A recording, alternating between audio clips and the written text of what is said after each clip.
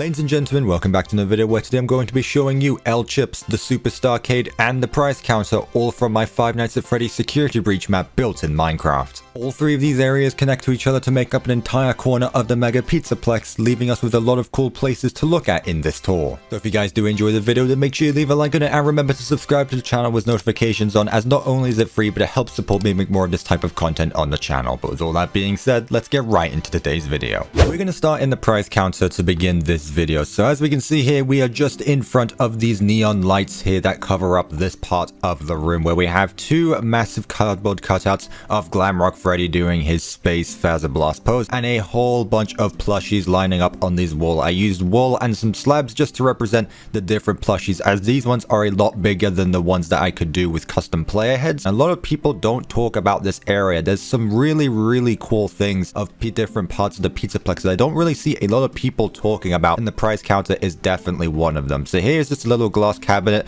that would be showcasing a staff bot. Maybe if people want to buy their own staff bot for their own homes, that would be definitely interesting to see. We have a bunch of Moondrop plushies, a little glass cabinet where there'd be a Moondrop action figure, just some art of Moon, and of course on the other side is going to be the sun one. But as we move on down, we're going to find some more decorative pieces of different animatronic characters. So here we have some custom player heads like I was talking about. These two are of the original FNAF 1 animatronics of Bonnie and Chica here, just little plushies to represent the older characters of the franchise. And then behind them we have the Montgomery Gator, the Glamrock Chica, Freddy, and Roxanne to represent the newer age of animatronics. On the other side of the wall is another shelving for different prizes that you could earn, this time of just 3 giant cupcake plushies, some miniature TV screens, and some other electronic devices. Behind us is a little stand here with some custom player heads for Glamrock Chica plushies, and then 2 custom player heads for some gumball machines. I really loved using custom player heads throughout this build, as it really did make the place feel a lot more realistic to security breach. Moving on past that is the elevator that would bring you down to the main lobby, where Vanessa catches you and you get the iconic white woman jump scare in security breach. While this elevator is not functional for this map, in universe this would take you down to the main lobby, which is directly below the prize corner. Let's take a look at the other side of the prize counter here. So here we have some more plushies, this time of FNAF 1 Foxy, with some pirate decorations such as barrels over there.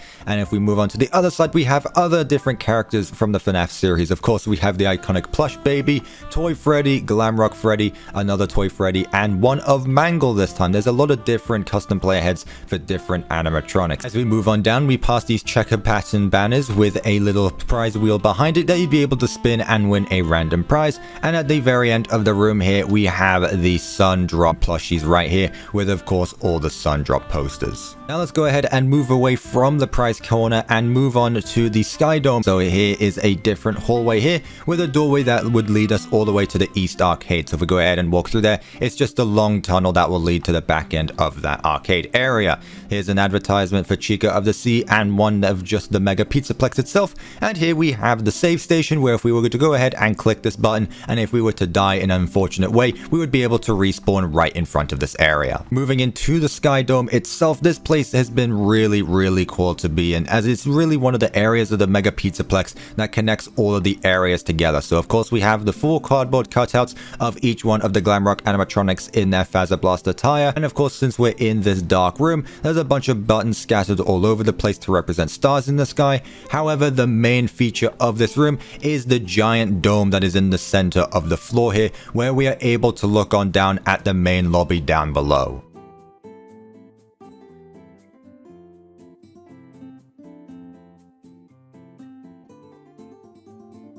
Moving on out of this room, we have some more pixel art of Glamrock Chica in different attires, and here we find the VIP Lounge that is behind the prize counter here, where the fire exit is at the back corner there. So let's just go ahead and take a look at this place. So here there's just a little staff station with a little monitor and 2 custom player heads of different animatronics. There's pixel art of each one of the Glamrocks up on the wall of Freddy, Monty, and we'll find the other 2 on the other side. Some little sofas and benching areas for the VIPs who have signed up for the the Mega Pizzaplex VIP service, they can go ahead and hang out in this back area here away from all the other customers in the public areas. Let's move past the fire escape for the time being and continue on to the other side of the VIP Lounge, where we have pixel art of Roxanne Wolf and Glamrock Chica, some more decorations scattered around such as trash cans and some plants, and at the other side over here we have the second staff desk with just a simple monitor on the right here, and behind it a Glamrock Freddy silhouette in its Feather Blast attire. Now let's go ahead and check out the fire exit. So if we walk up to the doors, of course they're going to open and close back down behind us. If you've stuck around on the series for a while, you will know that every single door in this Pizzaplex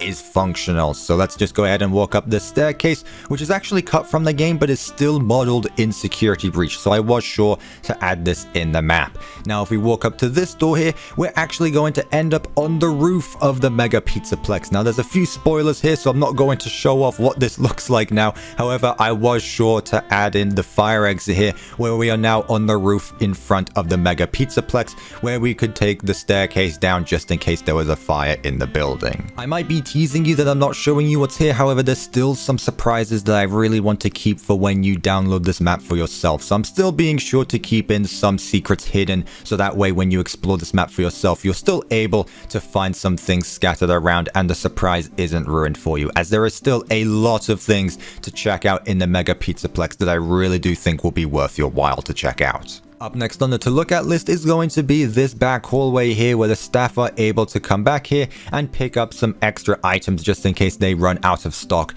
in the main corner over here. So there's just some shelving units of different pieces of decoration and merchandising. I've used some banners here as different types of colored clothing, and here we have 3 giant pinatas of Montgomery Gator, just using 2 pieces of wool and a slab on top. And of course from this back hallway you are then able to go up to the prize corner itself, where we are now behind the receptionist booth, and we are able to take a look at all the other pieces of merchandising and equipment that is being stored and is on sale for people to buy. Now let's go ahead and take a look at the security office, which is behind the prize corner that is next to the SuperStarcade. So if we go ahead and walk up behind this door here, we're going to find ourselves in the security office area. This is one of the offices in Security Breach, which actually has an office sequence, and I was sure to add that. So let's just go ahead and check out this office here, where we once again have ourselves another save station that we can use.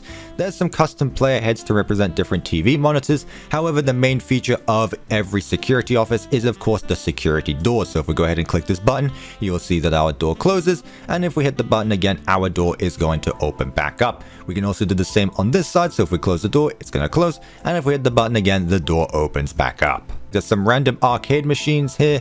There's some different tables, so that way the staff can work in different areas. And of course here we have the vent that leads to the security office itself, where Wind Up Music Man chases the player for the first time, depending which area of the Pizzaplex they decide to go to first. This security office is pretty cramped with all the decoration that is being littered around the place. So let's go ahead and move on to the SuperStarcade itself behind this staff door. So if we go ahead and walk up the door, we're now going to find ourselves in one of the entrances to the SuperStarcade, and already we can see the numerous amounts of arcade machines that are littered all over the place, whether in small circles in the middle of the room or lined up against the wall here. So let's take a look at the different designs of arcade machines, as there are different types that are scattered all over the Pizzaplex. So these ones are a little bit bigger than your standard stand-up arcade machine, like these ones here, which are just 1 block wide. These ones are 2 blocks wide with banners on each side, just to represent the different decorations that each machine might have. Next to the security office door we just came from is another row of stand-up arcade machines, and to the wall next to that we have ourselves the main logo art of the SuperStarcade itself, which has been plastered on the wall multiple times just to showcase where you are. Let's go ahead and continue on down this wall here. So we're going to pass ourselves even more arcade machines with a little ATM right here, so people would be able to pick up coins. There's a little concession stand here where people would be able to get snacks while playing any of these arcade mini games. And here in the center of this walkway is a little ball pit where people would be able to jump in.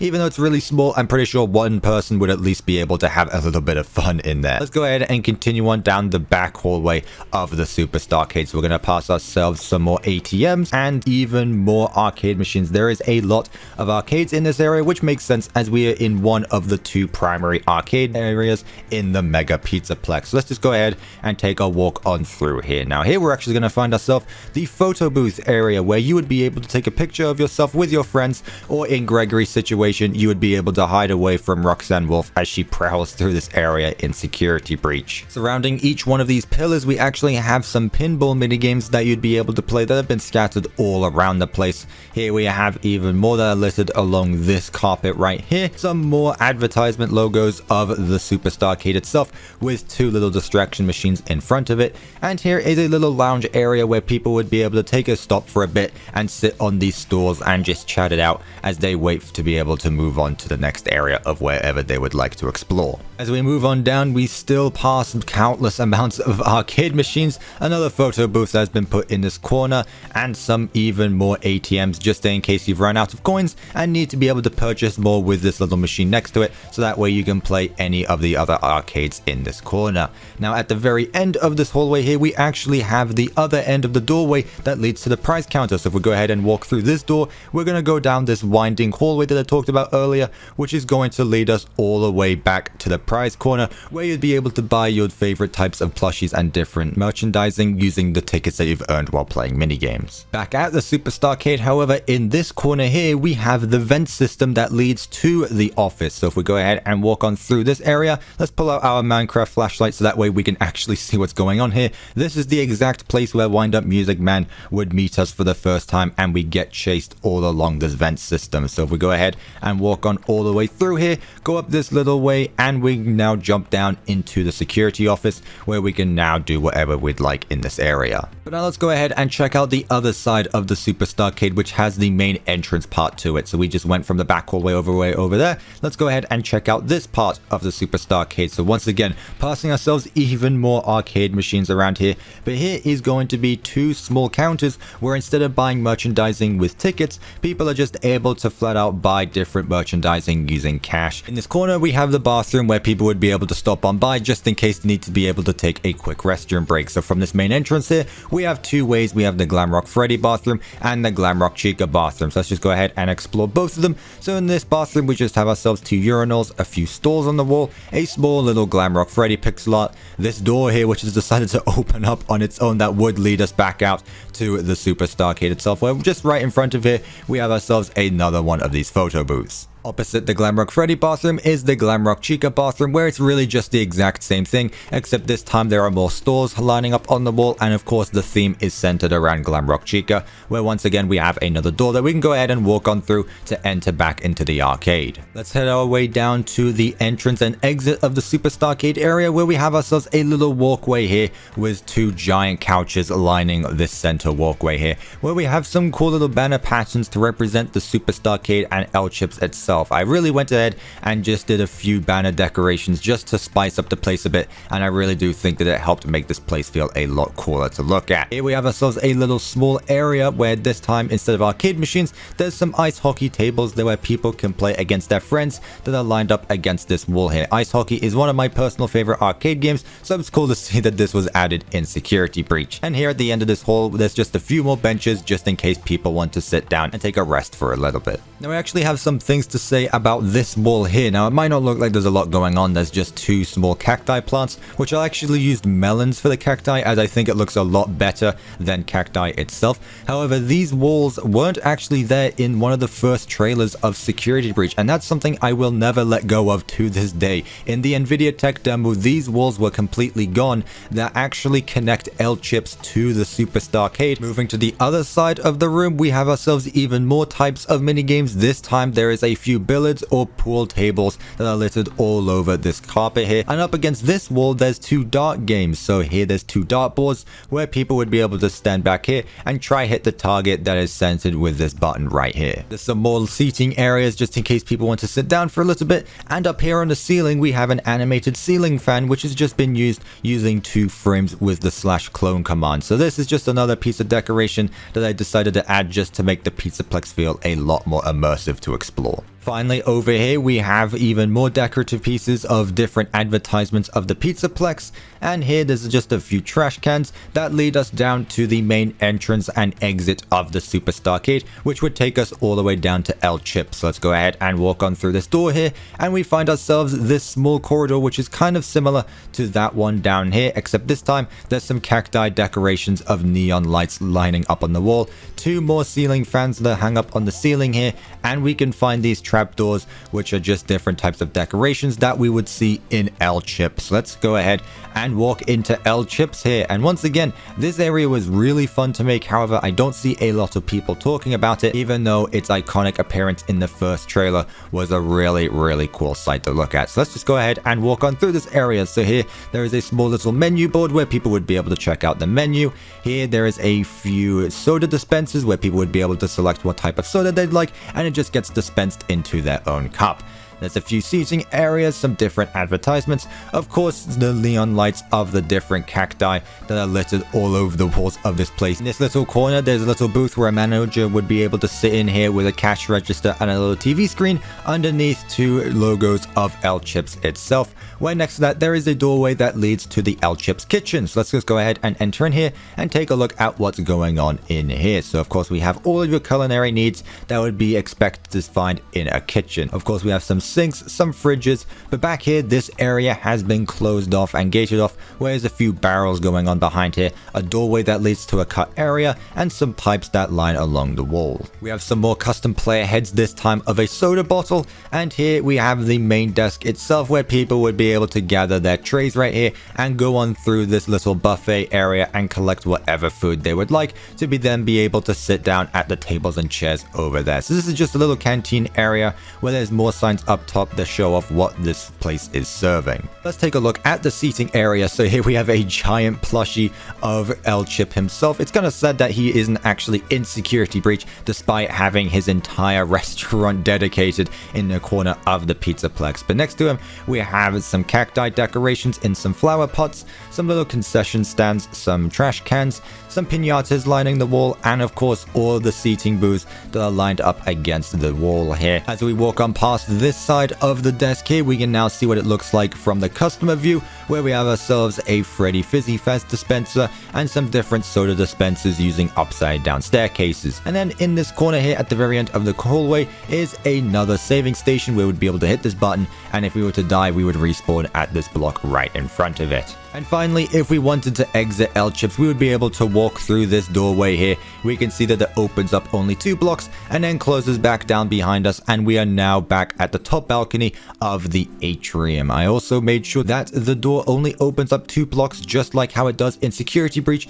to prevent Freddy from being able to travel with Gregory to the SuperStarcade and all the way back to the prize corner. This was a really cool place to build. I'm really happy with the way it turns out. Once again, another area of the Mega Pizzaplex that I do not see a lot of people talking about. However, it was still a blast to be able to explore in Security Breach for the first time, and it was even more fun being able to recreate the entire build in Minecraft. But with that, ladies and gentlemen, that is going to wrap it up for today's video. I really do hope that you guys enjoyed this tour, as it was a lot of fun to go ahead and check out another area of the Mega Pizzaplex built in Minecraft. If you did enjoy this video, then make sure you leave a like on it, and remember to subscribe to the channel, as not only is it free, but it helps support me make more of this type of content on the channel. But with all that being said, thank you guys so much for watching, and I will of course see you in my next video.